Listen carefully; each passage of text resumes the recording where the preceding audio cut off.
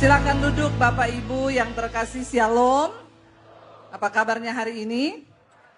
Luar biasa karena kita punya Tuhan yang luar biasa. Iya, saya percaya Bapak Ibu bahwa kita ketemu lagi ya. Ini jadwalnya ini agak yang lalu masih di GSJS, sekarang sudah di GSJS lagi. Semoga saudara tidak bosan ya. Karena yang lalu itu ada kesalahan jadwal sih sebenarnya. Yang kali ini sebenarnya saya mau batalin ya. Tapi kata Pak Michael, jangan Bu ya, karena jemaat merindukan Ibu ada di sini. Amin. Iya, puji Tuhan. Jadi Bapak Ibu, hari ini kita akan sama-sama belajar firman Tuhan yang saya percaya ini adalah satu yang Tuhan taruh di hati saya. Karena semua orang itu menginginkan keberuntungan di dalam hidupnya. Semua orang itu, bahkan banyak orang Kristen datang ke gereja supaya hidupnya itu beruntung. Kalau saudara datang ke gereja untuk beruntung, bertobat. Ya. Apalagi kemarin Imlek ya, yang sudah merayakan, yang sudah dapat angpau berapa banyak? Yang belum ya? Oh belum ya, nanti minta sama mama atau omnya ya, jangan minta sama saya saudara. Jadi saudara, banyak orang menginginkan, oh kita ini beruntung. Kalau Imlek itu bahkan banyak kepercayaan, jangan nyapu rumah, lalu menyalakan petasan supaya ada keberuntungan datang. Tapi hari ini kita mau belajar dari firman Tuhan karena sebenarnya juga rancangan Tuhan buat kita itu keberhasilan dan keberuntungan. Ya, dan Tuhan berkata kita itu bukan hanya berhasil tapi juga beruntung. Karena tidak semua orang yang berhasil itu beruntung. Ya. Banyak orang itu bilang gini, saya tuh ya Bu, toko saya tuh rame loh. Tiap hari rame. Tapi waktu hitung-hitungan untung, kok nggak ada untungnya waktu saya hitung. Tapi tiap hari rame loh. Ya, kelihatannya berhasil, tapi kok nggak ada untungnya. Ada saudara yang mengalami begitu? Ada yang bilang, iya saya tuh juga berhasil loh. Saya tuh udah pendidikan lulus S1, S2, S3, S21 kayak Samsung, S22, S23. Tapi kok kayaknya hidup saya tuh nggak ada beruntungnya ya. Tapi orang menilai saya tuh berhasil. Nah hari ini apa yang salah saudara? Mungkin ada sesuatu dan kita akan belajar dari firman Tuhan. Bagaimana supaya kita bisa mengalami rancangan keberhasilan dan keberuntungan. Baca bersama Yosua pasal yang pertama ayat 7 dan ayat yang ke-8 yuk. Kalau Tuhan memberikan janji maka dia juga memberi petunjuk. Supaya kita bisa mengikuti petunjuknya dan kita bisa mengalami semua janji Tuhan itu. Amin. Kita lihat Yosua 1 ayat 7 dan ayat yang ke-8. Firman Tuhan berkata di sana, baca sama-sama 1, 2, 3. Hanya kuatkan dan teguhkanlah hatimu dengan sungguh-sungguh, bertindaklah hati-hati sesuai dengan seluruh hukum yang telah diperintahkan kepadamu oleh hambaku Musa. Janganlah menyimpang ke kanan atau ke kiri, supaya engkau beruntung kemanapun engkau pergi. Yang ke-8 dikatakan di sana, janganlah engkau lupa memperkatakan kitab Taurat ini, tetapi renungkanlah itu siang dan malam, supaya engkau bertindak hati-hati sesuai dengan segala yang tertulis di dalamnya, sebab dengan demikian perjalananmu akan berhasil dan engkau akan beruntung. Amin saudara. Yosua ketika Musa mati dan mau atau tidak mau Tuhan tunjuk Yosua untuk meneruskan tugas Musa membawa bangsa itu keluar dari perbudakan di Mesir dan masuk kepada tanah perjanjian yang sudah Tuhan berikan. Tujuan daripada Tuhan membawa mereka keluar dari perbudakan di Mesir menuju ke tanah perjanjian supaya apa saudara? Supaya hidup mereka itu lebih berbahagia. Supaya mereka itu melihat semua janji Tuhan. Supaya mereka melihat pemeliharaan Tuhan. Supaya mereka melihat penyertaan Tuhan. Dan ketika Tuhan memilih Yosua, ya, itu Tuhan nggak biarkan dia berjalan tanpa petunjuk. Ada satu petunjuk yang Tuhan beri agar Yosua berhasil dalam tugas yang diberikan. Dan kalau Tuhan yang memberi petunjuk menurut saudara kira-kira itu gagal atau berhasil? Pasti berhasil. Tidak mudah menggantikan Musa saudara. Kenapa Musa dipilih Tuhan? Saya belajar di Alkitab. Musa tuh dipilih Tuhan karena Musa itu seorang yang lemah lembut. Tidak ada seorang pun di muka bumi ini yang lemah lembutnya itu sama seperti Musa. Musa itu tidak bisa marah. Ada kemungkinan dia adalah keturunan orang Solo. Ya, tidak bisa marah saudara. Lemah lembut. Mirip-mirip suami saya. Ya, suami saya itu kalau mau marah, izin dulu. Aku boleh marah enggak? Saudara pernah dapatkan orang yang seperti itu? Mau marah, izin, aku boleh marah enggak? Saya bilang kalau mau marah, marah aja, enggak usah permisi. Ya, itu Musa. Tapi satu kali Alkitab berkata, Musa sempat emosi. Karena bahwa bangsa ini yang keras kepala, tegar tengkuk, enggak mau dengar. Lalu satu saat ketika mereka bersungut-sungut, bahkan mereka menuduh Musa, gara-gara kamu ini, kamu sengaja membawa kami dari Mesir untuk mati di padang gurun ini. Nggak ada air yang bisa kami minum. Lalu pada waktu itu Tuhan berfirman kepada Musa, ambil tongkatmu, lalu arahkan ke gunung batu, dan perintahkan agar gunung itu mengeluarkan air. Musa emosi, karena dia wong Solo, dia nggak bisa marah sama mereka saudara. Dia marah sama gunung batu itu, Tuhan cuma suruh tunjukkan, dia pukul. Kalau Musa orang Sulawesi, pasti itu tongkat melayang di kepalanya bangsa Israel. Cuma karena dia orang Solo. Dan itu adalah sebuah kesalahan fatal yang dilakukan oleh Musa. Dia emosi, dia marah, dan karena itu Musa tidak mendapat kesempatan untuk masuk ke tanah perjanjian. Makanya kalau kita pergi di Jordania, kita hanya berdiri di gunung Musa yang namanya Gunung Nebo. Musa cuma sampai di situ, di bawah itu sudah tanah perjanjian, tapi dia tidak boleh masuk. Nah sekarang Yosua dipilih untuk menggantikan. Kira-kira saudara, Yosua itu sudah mengikuti Musa, melihat bagaimana bangsa itu keras kepala banget. Yosua sudah melihat bagaimana Musa aja yang orang tua, mereka tidak hormati. Apalagi dia yang seorang muda. Tapi waktu Tuhan pilih, Tuhan kasih dia petunjuk agar berhasil di dalam melakukan segala tugas yang Tuhan berikan. Seperti yang saya sampaikan lalu, dalam hidup kita sebagai orang percaya, Tuhan punya tanah perjanjian buat kita masing-masing, katakan. Dan tugas kita adalah berjalan sampai pada tujuan Tuhan dan rencana Tuhan yang sempurna bagi hidup kita. Nah Alkitab itu tidak pernah berubah. Kita belajar dari Yosua. Pada akhirnya kita tahu bersama Yosua berhasil membawa bangsa itu sampai ke tanah perjanjian. Nah hari ini mari kita ikuti apa yang menjadi petunjuk Tuhan bagi Yosua. Kita imani itu juga menjadi petunjuk Tuhan buat kita hari ini. Amin saudara.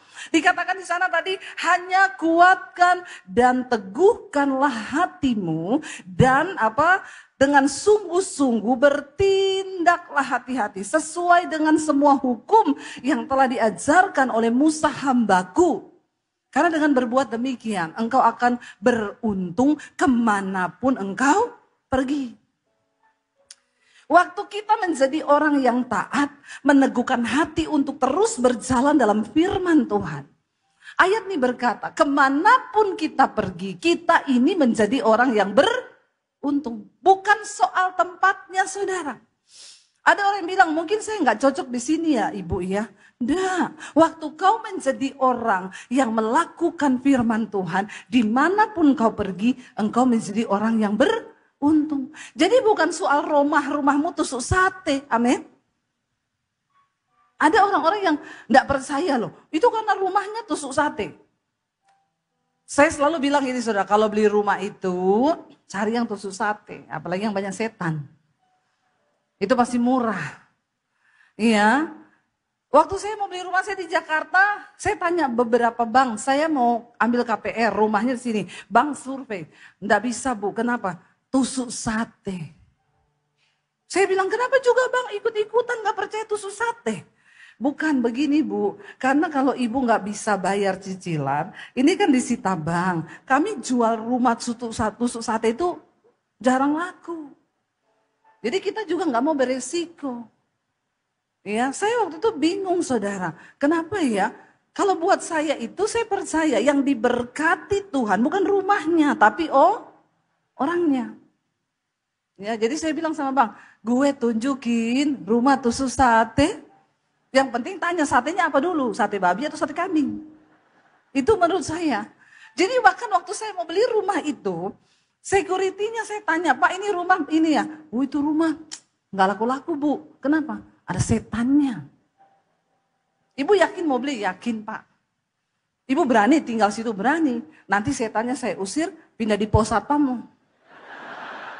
Satpamnya bilang, astagfirullah Ibu. Jangan takut Pak, saya bilang. Setan itu tidak berani tinggal satu rumah dengan orang yang beriman. Setan nggak doyan tinggal satu rumah dengan orang yang rajin melakukan firman. Ya, kalau ada setan tinggal di rumahmu, ya cuma satu saja. Mungkin kau temennya. Itu aja. Ya karena kalau kita beda roh, mana mau setan mau sama orang yang beda server. Setan bilang ini gak satu aliran ya sama kita. Gak betah saya tinggal. Saya tiap hari maunya dia marah-marah, dia suka cita. Amin. Mengerti gak saudara? Kalau ada orang Kristen yang tiap hari lihat setan, dengar suaranya setan, itu saya yakin tuh temennya setan. Bukan soal rumahnya, bukan soal tempatnya. Waktu kau menjadi orang yang berkata, aku akan teguhkan dan kuatkan hatiku untuk taat melakukan semua hukum Tuhan. Maka dimanapun engkau pergi, engkau akan mengalami rancangan keberuntungan. Tepuk tangan buat Tuhan, saudara. Ayo, hidupi firman Tuhan, nurut sama Tuhan. Jangan menyimpang ke kanan atau ke kiri. Memang banyak tawaran dunia saudara yang rasanya ingin membuat kita ini menyimpang ke kanan atau ke kiri. Melakukan ini atau itu. Ini kayaknya menggiurkan. Kalau aku ambil ini bisa dapat duit ini. Tapi kalau itu bukan dari Tuhan. Kau tidak akan beruntung hidupmu saudara. Mungkin hari ini kau dapat uang banyak. Tapi tiba-tiba anakmu sakit. Kau dapat 500 juta. Anakmu berobat 1 M. Tombok. Tidak semua orang yang kelihatan berhasil itu beruntung. Tapi orang yang berjalan bersama Tuhan sudah pasti berhasil dan beruntung. Ya, karena ingat loh, ya berkat itu, ya orang itu kaya tidak semua dari Tuhan. Saya mau tanya, orang pergi ke Gunung Kawi bisa kaya nggak? Pengalaman pribadi ya? Kok jawabnya mantap sekali ya? Mungkin bisa maju ke sini bersaksi? Ya, orang ke Gunung Kawi bisa kaya, bisa. Setan bisa kasih kekayaan, tapi setan nggak bisa kasih keberuntungan. Ya, orang pinter itu, orang bodoh kalah sama orang pinter. Orang pinter kalah sama orang goblok. Orang bodoh itu kalah sama orang pinter. Orang yang pinter itu kalah sama orang hoki. Orang hoki itu orang yang beruntung. Karena dia disertai Tuhan. Nah yang pertama Tuhan bilang, teguhkan hatimu, kuatkan hati. Aku mau Tuhan, dalam nama Yesus, aku mau bertindak sesuai dengan firman yang tertulis dalam Alkitab. Aku gak mau melenceng ke kanan atau ke kiri. Sebab aku percaya, kalau aku berjalan bersama dengan Tuhan melakukan firman, maka rancangan keberuntungan, dimanapun aku pergi dan berada, itu yang terjadi dalam hidupku. Yes. Yang kedua, ayat yang ke-8 tadi berkata apa? Coba kita baca bersama. Baca lagi, janganlah engkau lupa memperkatakan kitab Taurat ini. Tetapi renungkanlah itu siang dan malam. Supaya apa? Engkau bertindak hati-hati sesuai dengan semua yang tertulis di dalamnya. Sebab dengan berbuat demikian apa? Semua perjalananmu itu akan berhasil dan engkau akan beruntung. Ayo Bapak Ibu, jangan malas membaca Alkitab. Memperkatakan firman Tuhan, merenungkan itu siang dan malam. Kenapa kita harus sering memperkatakan firman? Supaya kita ingat. Kalau kita nggak memperkatakan, maka kita mudah lupa. Tapi kalau kita perkatakan, maka kita pasti ingat. Khotbah itu biar saudara dengar beberapa kali. Ada orang yang ngomong sama saya, Bu, saya tuh dengerin khotbah ibu ya. Itu sehari kayak orang minum obat loh, 3-4 kali. Kadang khotbahnya satu itu tok saya dengar 4 kali, tapi yang saya dapat tuh beda-beda loh Bu. Saudara, firman Tuhan itu selalu baru. Waktu kita dengar firman, kita coba renungkan, kita perkatakan firman itu, maka firman itu akan berkuasa menuntun langkah hidup kita. Contoh waktu kau sudah mau marah, mau emosi. Kau berkatakan pada dirimu, firman Tuhan berkata, jangan marah, tinggalkanlah panas hati itu. Karena amarah mengerjakan sesuatu yang tidak berkenan kepada Tuhan. Dengar ya, saya tidak boleh marah. Karena kalau saya marah, berarti saya ini melanggar firman Tuhan. Ya kayak orang kalau ikut setan itu kan ada mantra-mantra. Saya kemarin ketemu sama satu orang bupati, dia cerita sebelum dia terima Tuhan Yesus. Mantranya banyak, setiap kali pergi ke daerah mana, ada dukun yang paling top, dia ke situ berguru. Nanti temannya cerita, oh di sini ada yang top, dia pergi lagi ke daerah itu. Sampai banyak, akhirnya pusing sendiri. Karena tiap hari mau keluar rumah dia harus baca mantra. Satu-satu mantra untuk ini, bikin cewek-cewek tertarik, bikin ini, dibaca semua saudara. Kalau salah baca yang tertarik cowok bukan cewek. Banyak botis sekarang. Ya, jadi ribet. Lalu dia bilang, ibu sudah semua saya baca ini mantra bu.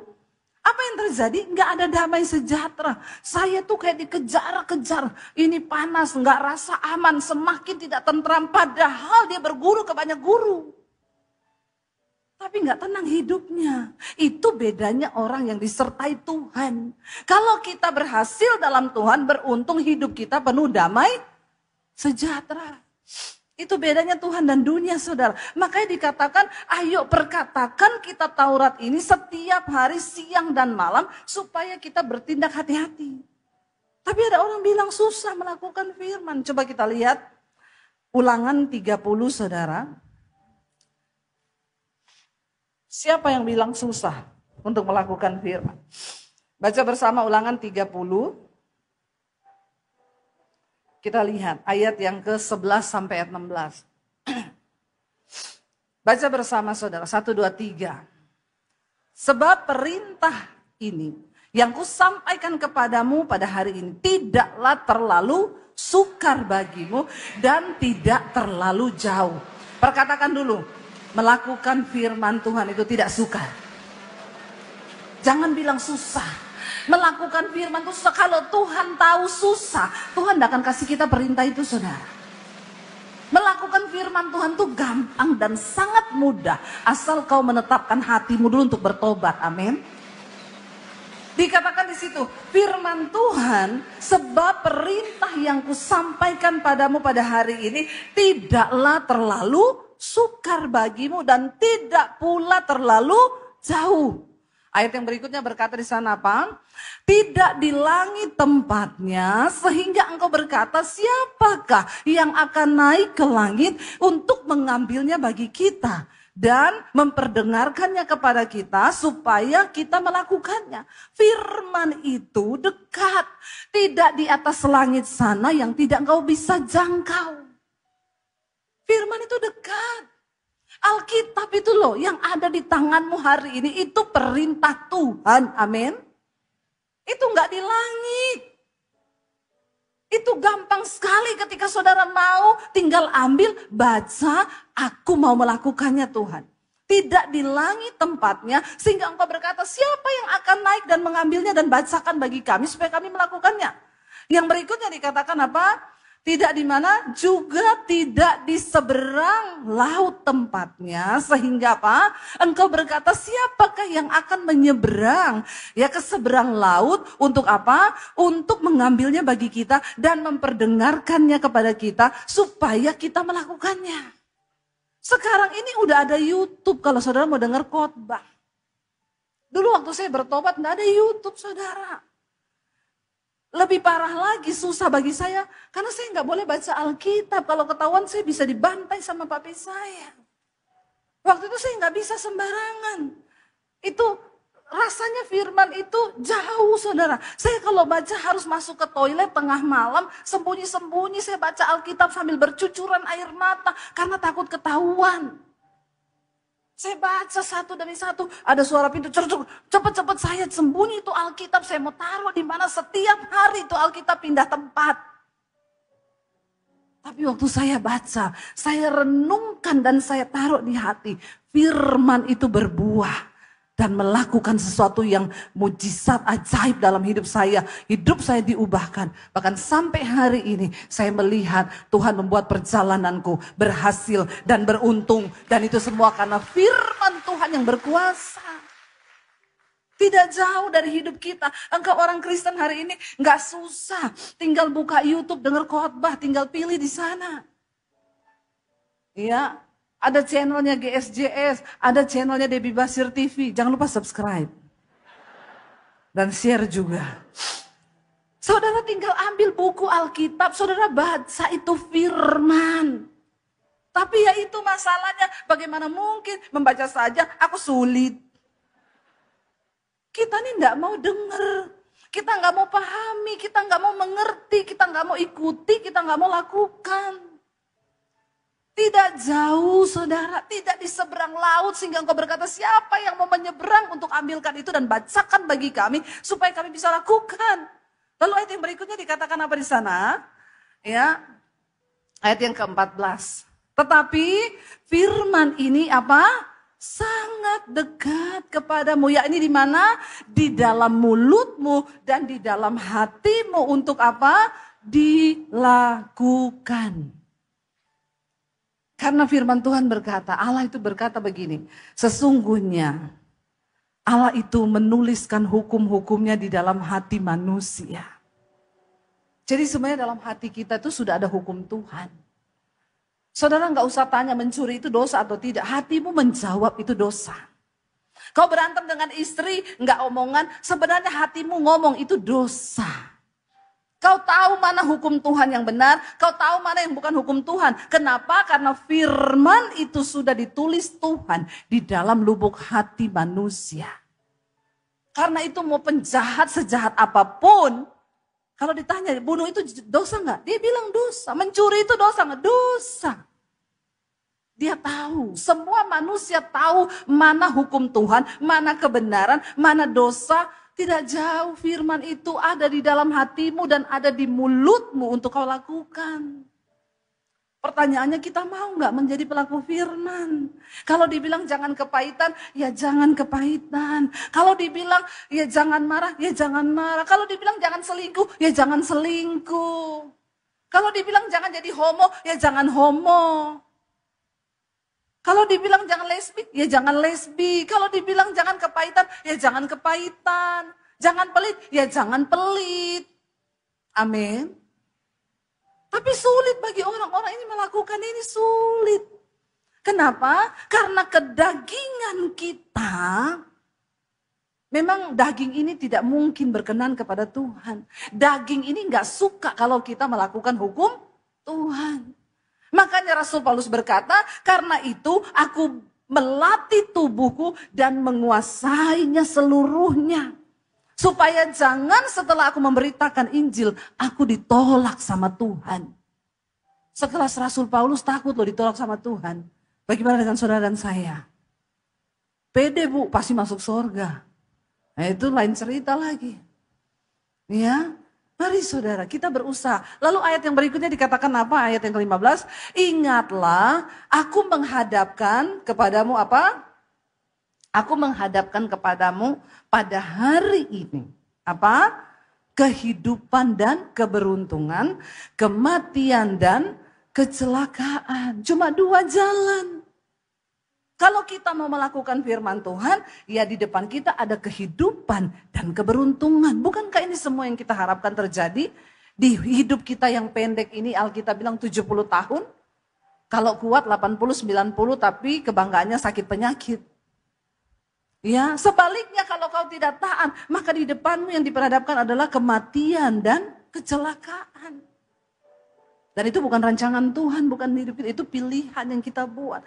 Lalu ayat yang terakhir, ayat 16 berkata apa? Karena pada hari ini aku memerintahkan kepadamu, cuma ini loh perintahnya, baca sama-sama 1, 2, 3.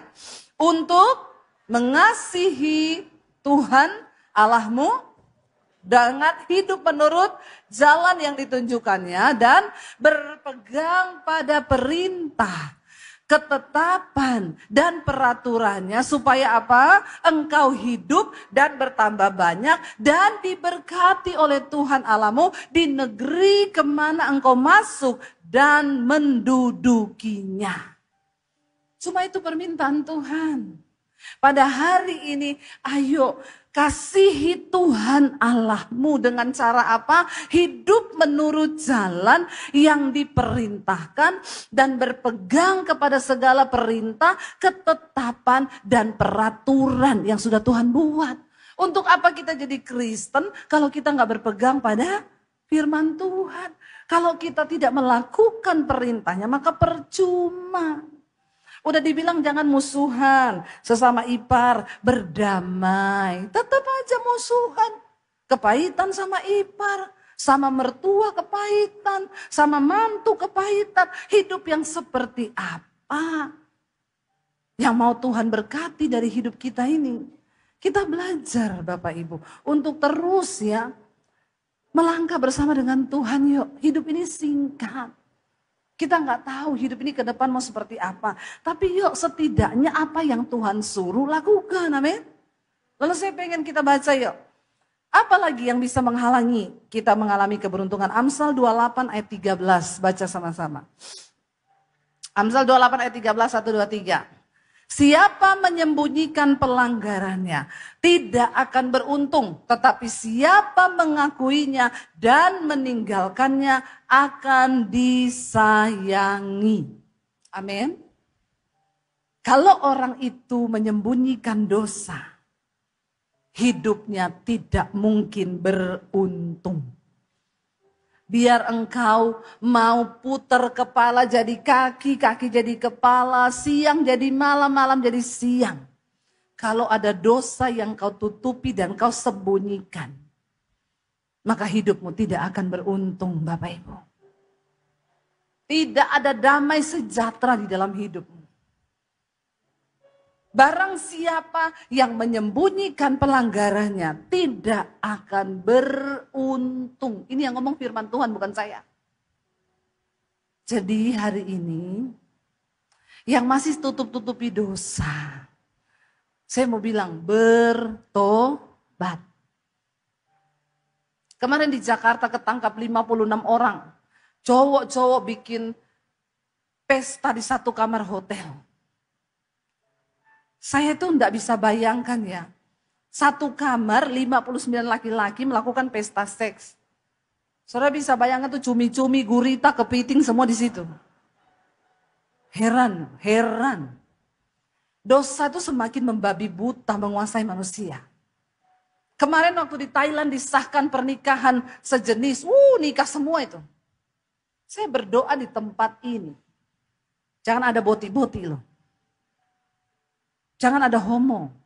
Kalau kau tahu kau punya kekurangan itu, datang di kaki Tuhan berdoa. Jangan malah diumbar hawa nafsu itu. Yang saya kaget waktu saya lihat videonya itu beredar. Itu mereka tampangnya bukan tampang-tampang tulang lunak loh. Itu kayaknya semua tulang-tulang ayam kampung ya kemarin tuh. Maksudnya gagah, berotot gitu, nggak ada kelihatan cowok-cowok banci atau apa. Dan bahkan benar setelah diberita, ada yang udah menikah, punya istri, punya anak 2. Tapi mereka hidup di dalam dosa seperti itu dan tidak merasa tertuduh. Ini memang Sodom dan Gomora ini mau terjadi. Kita nih harus bertobat.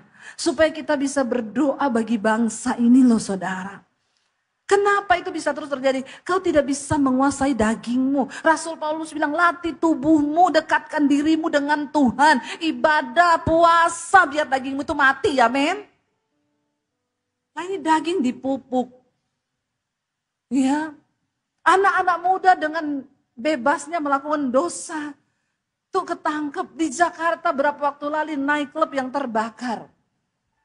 Lalu ada anak muda yang share saudara sama teman-temannya. Guys ngeri ya. Waktu lihat mereka punya video itu teriak. Gila gue mau mati. Gila ini asap semua gue mau mati. Gak ada yang ingat Tuhan. Lalu anak muda itu bahas di satu grup mereka orang-orang Kristen. Lalu dia tanya. Terus apa hikmahnya nih dari semua yang sudah kita lihat ini. Temennya ngomong. Hikmahnya guys kalau kita mau dugem pilih dugem yang agak baru. Yang kelistrikannya masih bagus ya, jadi nggak mudah terbakar. Lalu kita cari exit door-nya, supaya kita tahu kalau ada apa-apa kita bisa lari. Orang kok nggak ada takutnya akan Tuhan ya? Iya, kalau exit door bisa jadi kau pilih. Kalau sudah api kau mati itu jadi pintu kematianmu. Kita nggak pernah tahu kita akan mati di mana loh Bapak Ibu. Karena itu jaga hidupmu kudus di hadapan Tuhan, amin. Kalau mereka tahu malam itu mereka akan mati di nightclub itu, apakah mereka akan pergi ke sana? Mereka nggak akan pergi, tapi dagingnya tuh membawa mereka ke sana. Saya bingung kalau orang Kristen tuh masih betah dugem-dugem yang nggak ada jelas begitu. Itu berarti rohmu tuh masih setan di dalamnya, saudara. Saya ngomong aja, saudara marah terserah, tersinggung puji Tuhan. Kepahitan jangan, bertobat iya, amin. Jangan main-main dengan Tuhan hari-hari ini. Karena bait Allah itu tubuh ini loh. Makanya Roma 12 berkata, tidak tahukah kamu bahwa bait Allah itu adalah tubuhmu, tempat Tuhan berdiam. Barang siapa membinasakan bait Allah, maka Allah akan membinasakan dia. Zaman dulu bait Allah itu di Yerusalem sana. Tapi Yesus bilang ada saatnya nanti ini semua akan dihancurkan. Sebab Roh Kudus akan berdiam di dalam diri kita. Kita berdoa Bapak Ibu, supaya kita mencintai hal-hal yang rohani. Jangan datang di gereja duduk tapi otakmu kosong. Lihat jam terus lagi, udah jam berapa ini ya, kita mau ke sana ini, udah nggak betah dengar khotbah. Panas rohnya itu kalau dengar khotbah. Ini roh-roh yang begini nih saudara. Bertobat. Saya mau bilang saudara, neraka itu benar-benar ada, kebinasaan itu benar-benar ada loh. Kita ini, kalau kita tahu kita sudah ditebus oleh darah Yesus, maka kita berdoa supaya kita berjalan lurus ikuti Tuhan. Amin saudara. Ayo buang semua itu. Barang siapa yang menyembunyikan pelanggarannya tidak akan beruntung hidupmu. Tinggalkan dosa. Satu kali ada seorang ibu datang sama saya, Bu Debbie. Kami ini menikah sudah hampir 10 tahun. Tapi saya nggak hamil-hamil. Sudah semua pendeta kami minta doakan Bu. Tapi ya mungkin memang Tuhan mau kami nggak punya anak Bu. Sudah di batas menyerah. Lalu saya bilang, ibu mau nggak saya doakan? Oh nggak usah Bu. Kami sudah tidak berharap. Saya bilang kalau Tuhan mau beri, ibu menolak. Ya udah gak berharap sih Bu, oh iya puji Tuhan kalau begitu. Lalu saya tanya, Bu mungkin ada penyebab. Ibu dulu waktu menikah pernah menolak punya anak enggak? Karena sekarang banyak anak muda nikah itu tolak punya anak. Enggak boleh loh saudara. Kalau kau belum siap punya anak, enggak usah nikah dulu. Daripada kau menikah terus ngomong, kita nikah tapi enggak usah punya anak dulu ya. Kebanyakan kasus orang enggak hamil, yaitu karena begitu. Yang pertama dia menolak. Yang kedua ibu itu bilang gini, ada sih Bu, saya mau mengaku sama ibu. Selama ini saya nggak pernah ngaku sama siapapun. Tapi nggak tahu hari ini Tuhan suruh saya ngaku. Dulu saya ini sebelum menikah, waktu saya pacaran, beberapa kali saya aborsi. Karena saya hamil di luar nikah. Mungkin apakah itu Bu bisa menjadi penyebab sampai sekarang saya itu nggak punya anak. Saya bilang ya bisa jadi, tapi hari ini kan ibu sudah mengakui, keluar dari mulut ibu ngaku sama saya. Selama ini sih saya sudah berdoa minta ampun sama Tuhan Bu. Ya, dan kalau ibu sudah bertobat meninggalkan dosa itu ya percaya Bu Tuhan sudah ampuni. Tapi hari ini ibu bikin pengakuan sama saya. Mungkin itu akan membantu jadi ibu tidak tertuduh lagi dan setan gak bisa ikat lagi itu. Kita berdoa ya Bu, siapa tahu Tuhan kasih ibu anak. Saya berdoa, saya tumpang tangan perutnya saudara. Berapa bulan kemudian dia WA saya, Bu Debbie, terima kasih. Saya sekarang hamil. Tepuk tangan dong buat Tuhan. Barang siapa mengakui pelanggarannya, dia akan beruntung saudara. Seorang pejabat yang cerita ke saya, divonis dokter umurnya tinggal 6 bulan. Lalu dia bilang sama Tuhan, Tuhan kasih saya kesempatan hidup. Dia bilang, saya dengar suara Tuhan audible bicara di telinga saya Bu. Kalau kamu mau hidup, melihat hidupmu dipulihkan. Cuma satu. Dia tanya, apa Tuhan? Akui semua dosamu sama istrimu. Waktu dia bilang itu, waktu saya dengar Tuhan ngomong begitu Bu, gemetar saya. Karena kenapa? Bisa mati duluan ini. Kalau cuma sama Tuhan mungkin 6 bulan. Tapi kalau ngaku sama istri bisa jadi 3 bulan mati saya. Tapi gak ada pilihan. Dia bilang, saya ngaku mati, enggak ngaku juga mati.